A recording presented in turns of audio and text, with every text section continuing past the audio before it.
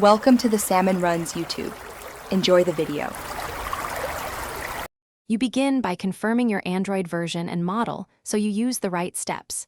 This matters because menus differ across manufacturers. Next, make sure the phone is charged above 30% and connected to stable Wi-Fi to avoid interruptions during resets or updates. Backup photos and contacts to your Google account or a local copy now, because removing a lock may require a factory reset. Once those essentials are done, open Settings and locate Security or Lock Screen options to start the removal process. You now disable active locks. Go to Lock Screen Lock and enter your PIN or pattern to switch to None or Swipe. This clears the immediate lock. If biometrics are active, remove fingerprints or face data so they won't re-enable the icon. Then go to Accounts, select your Google account, and remove it.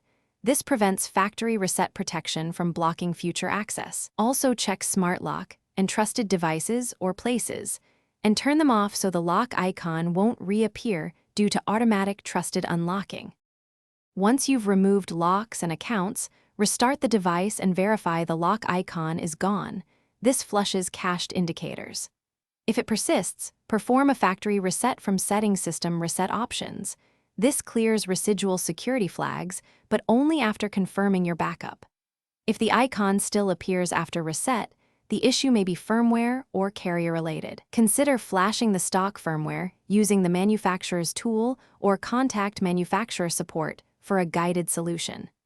If you try flashing, make sure to follow. Thanks for watching. Consider subscribing if we helped you.